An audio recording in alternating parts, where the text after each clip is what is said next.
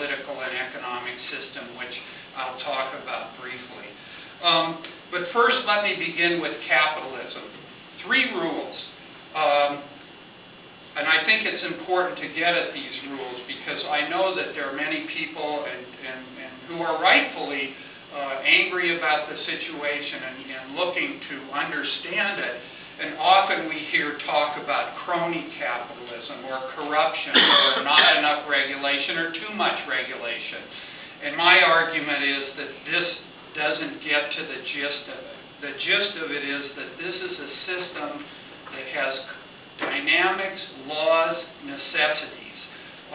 Cancer has laws. It proceeds in a certain way that we can scientifically understand. And the same is true of capitalism, and this supersedes the will or the desires of any particular individual, whether it be a president, the head of an oil company, or any of us, although obviously the wills and desires of people have an impact. Rule number 1. Everything is a commodity and everything must be done for profit. Rule number 2,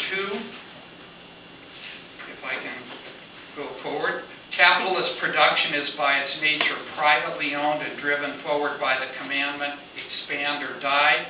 And rule number 3, capitalist production today proceeds through global domination of oppressed countries and strategic rival between the big or imperialist powers. And I want to talk about each one of these particulars very briefly. Rule number 1, everything is produced in order to be exchanged or sold. Obviously, things must be useful to be exchanged, but under capitalism, the measure and motivation of what's produced, how it's produced, is profit.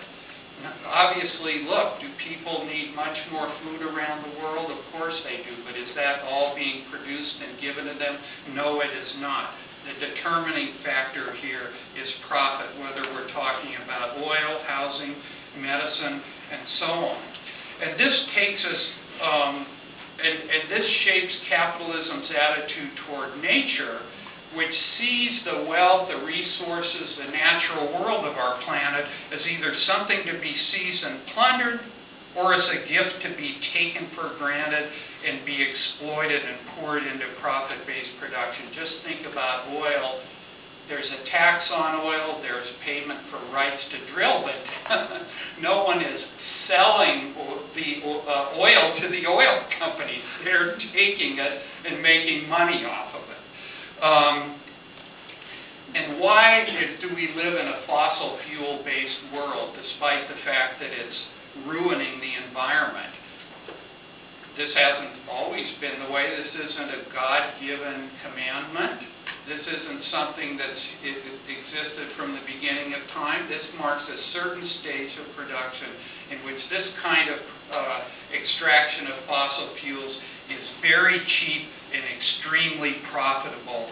And this is why, and speaking of profitable, BP made over $6 billion the first quarter, Exxon $45 billion last year. This is why the entire U.S. economy is shaped around the extraction of fossil fuels. 40% of energy comes from petroleum.